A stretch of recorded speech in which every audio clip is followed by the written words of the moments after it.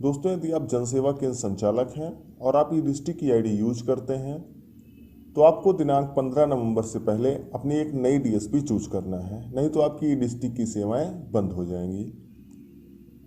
इसी क्रम में उत्तर प्रदेश सरकार ने अभी नया टेंडर जारी किया था जिसमें कई कंपनियों ने भाग लिया और लगभग हर एक जिले में 2 कंपनियों को डिस्ट्रिक्ट सर्विस प्रोवाइडर के रूप में काम करने की अनुमति मिली है। इस वीडियो में दोस्तों हम बात करेंगे वेमटेक कंपनी के बारे में। वेमटेक कंपनी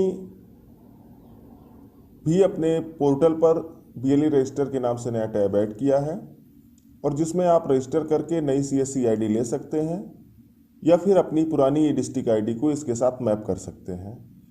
दोस्तों, यदि हम इस बार यूजर चार्जेस के बारे में बात करें तो वेमटेक कंपनी ने इसमें बहुत बड़ा परिवर्तन किया है।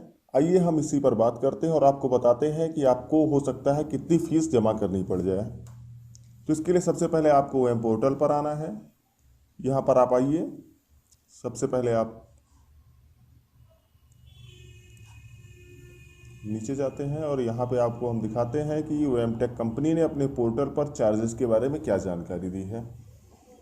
तो दोस्तों, यहाँ पर जिन जिलों में वेमटेक कंपनी को काम मिला है 3 कैटेगरी में जिलों को बांटा गया है, कैटेगरी ए, कैटेगरी बी और कैटेगरी सी।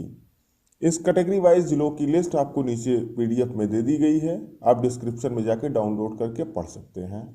तो दोस्तों, जो कैटेगरी ए के अंतर्गत जिले हैं, सरकारी रूल एंड रेगुलेशन के मुताबिक वहाँ पर न्यू सीएससी की रजिस्ट्रेशन फीस यदि शहरी क्षेत्र के बारे में बात करें तो 2,000 रुपये और ग्रामीण क्षेत्र की बात करें तो 1,000 रुपये। इसी के साथ ही 2,000 रुपये आपको सिक्योरिटी फीस भी जमा करनी पड़ सकती है शहरी क्षेत्र के लिए और 1,000 रुपये ग्रामीण क्षेत्र के लिए। ये कैटेगरी ए के अंतर्गत जो जिले आते हैं उनके लिए है। इसी प्रकार कैटेगरी बी के अंतर्गत है और इसी तरह से कैटेगरी सी के अंतर्गत है जिनमें फीसों में कटौती की गई है। अब हम बात करते हैं कि यदि आप पहले से डिस्ट्रिक्ट संचालक हैं, आपके पास ये डिस्ट्रिक्ट आईडी है और आप फिर से वेमटेक कंपनी के साथ मर्ज होना चाहते हैं या फिर किसी और कंपनी की डिस्ट्रिक्ट आईडी आपके पास थी, अब आप ये वेमटेक कंपनी में जाना चाहते हैं, तो इसके लिए आपको अगर कैटेगरी ए जिले की बात करें तो आपको 700 रुपये जमा करने होंगे और शहरी क्षेत्र के लिए और ग्रामीण क्षेत्र के लिए 350 रुपये। इसी के साथ ही 2,000 रुपये आपको सिक्योरिटी फीस जमा करनी होगी शहरी क्षेत्र के लिए और 1,000 रुपये सिक्योरिटी फीस आपको ग्रामीण क्षेत्र के लिए। इसी तरह से आप कैटेगरी बी और कैटेगरी सी में भी पढ़ सकते हैं। अब इसी के साथ हम बात करें कि कंपनी ने आपको ये भी कहा है कि आपको प्रत्येक वर्ष कैटेगरी ए के अंतर्गत जो जिले हैं उनमें 2,000 रुपये शहरी क्षेत्र के लिए और 1,000 रुपये ग्रामीण क्षेत्र के लिए। इसी तरह से कैटेगरी बी के अंतर्गत जो जिले हैं उनमें 1,500 रुपये शहरी क्षेत्र के लिए और 750 रुपये ग्रामीण क्षेत्र के लिए। और इसी के साथ कैटेगरी सी के अंतर्गत जो जिले हैं उनमें 1,000 रुपये शहरी क्षेत्र के लिए और 500 रुपये ग्रामीण क्षेत्र के लिए हर साल सर्विस चार्ज के रूप में देना होगा। लेकिन दोस्तों, बात यहीं पर नहीं ख़त्म होती है। जब आप इसके रजिस्ट्रेशन टैब पर जाते हैं, चलिए हम आपको दिखाते हैं।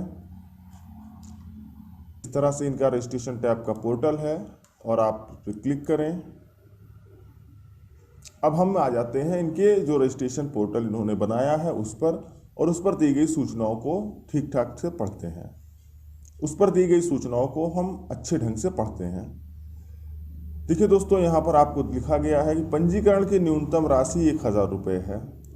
चलिए ठीक है, लेकिन जैसे ही आप नीचे आइए और घोषणा वाले कॉलम में आप पढ़ते हैं तो सबसे नीचे कॉलम में आपको मिलता है कि जनसेवा केंद्र की अस्थायी आमदनी के लिए वेम कंपनी द्वारा मासिक शुल्क दैनिक शुल्क 15 रुपये मात्र में अनेक B2C या B2B सर्विस दी जाएगी जिनका मैं सुचारू रूप से संचालन करूंगा।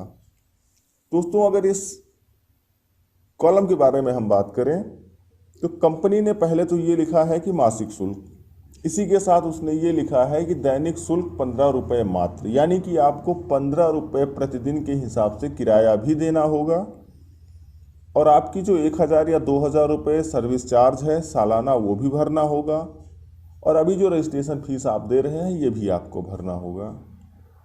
तो ऐसी दशा में ये देखा जाए तो ये कहना गलत नहीं है कि वेमटेक कंपनी कुछ अधिक ही चार्ज बीएलई से ले रही है। मैं आपको अपनी तरफ से यही सजेस्ट करूंगा, यदि आपके पास आपके ज़िले में वोएमटेक कंपनी के अतिरिक्त किसी और कंपनी का भी कार्य है, कोई और कंपनी भी डीएसपी के रूप में कार्य कर रही है, तो आप उसे ही चूज करें, क्योंकि वोएमटेक कंपनी आपको घुमा फिरा कर सिर्फ चूना ही लगाने वाली है। वीडियो पसंद आया हो तो लाइक करें, चैनल को सब्सक्राइब करें।